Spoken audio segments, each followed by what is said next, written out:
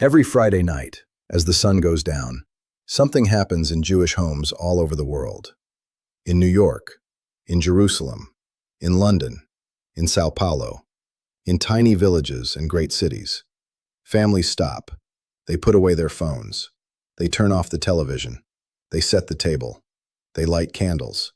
And for the next 25 hours, they live differently. This has been happening every single week for over 3,000 years.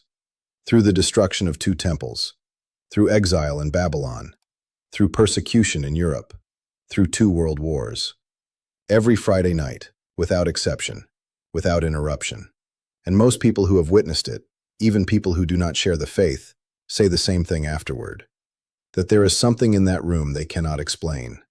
Something that feels older than the furniture, older than the house, older than the city it sits in. Today, we are going to walk through the 7 traditions that create that feeling and what each one actually means. Welcome. What you are about to discover is one of the most beautiful weekly rituals in all of human civilization.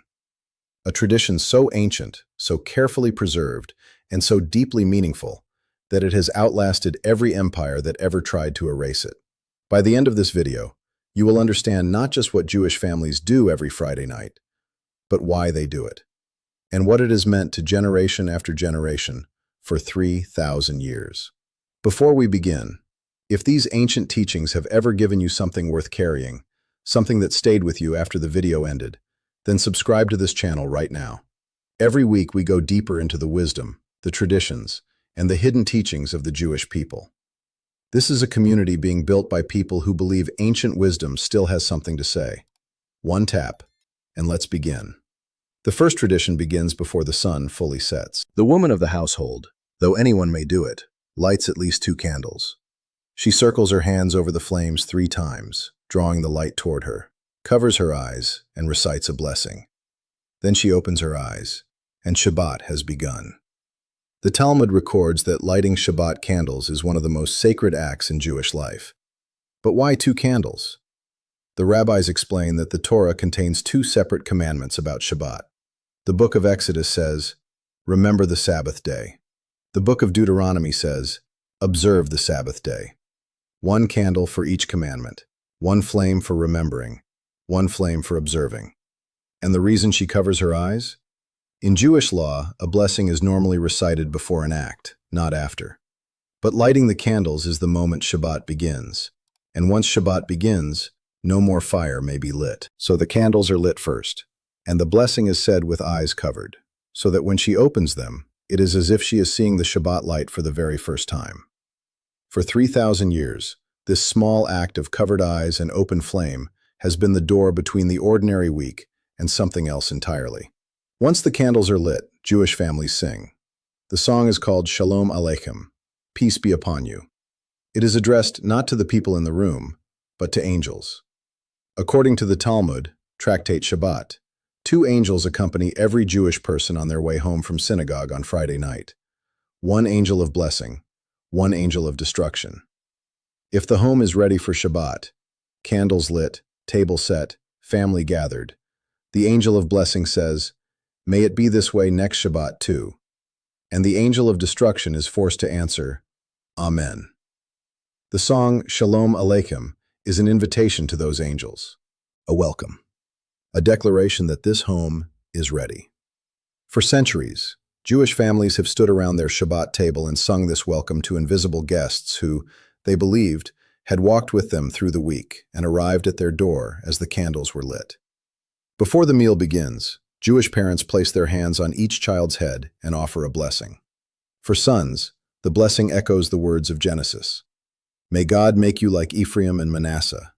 For daughters, "May God make you like Sarah, Rebekah, Rachel, and Leah." These are not casual words. They are the same words Jewish parents have spoken over their children for 3,000 years. The same blessing, the same hands on the same heads, in the same language. The rabbis teach that the Shabbat blessing of children is one of the most powerful acts a parent can perform. Not because of any mystical formula, but because of what it communicates. Once a week, a parent stops everything they are doing, all the noise, all the work, all the worry, and places their hands on their child and says, in the most ancient language they know, You are seen. You are loved. You are blessed.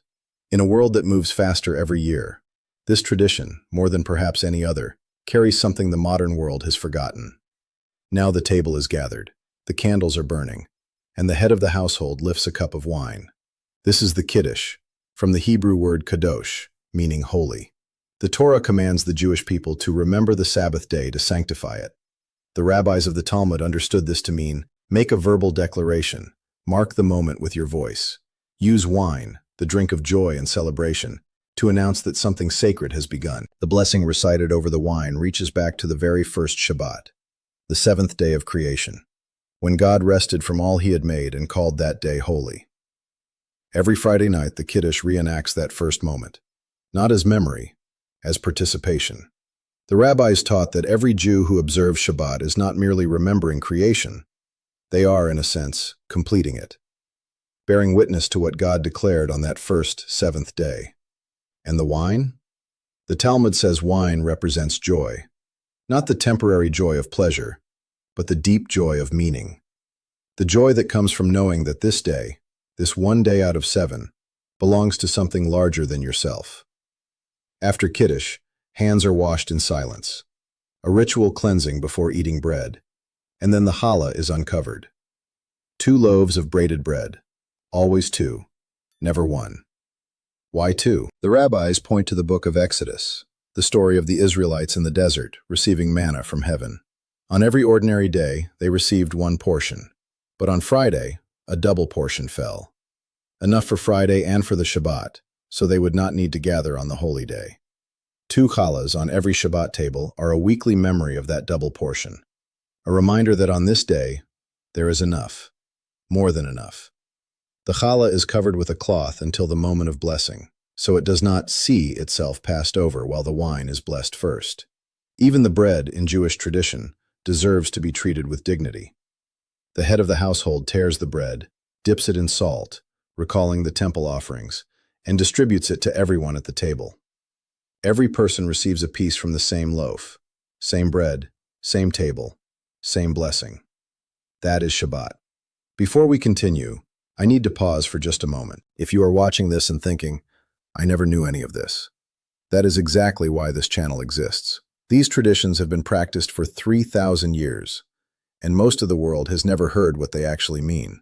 If that matters to you, hit the subscribe button right now, and the like button. Hit it now if this video has already given you something you did not know this morning. It helps more people find these teachings.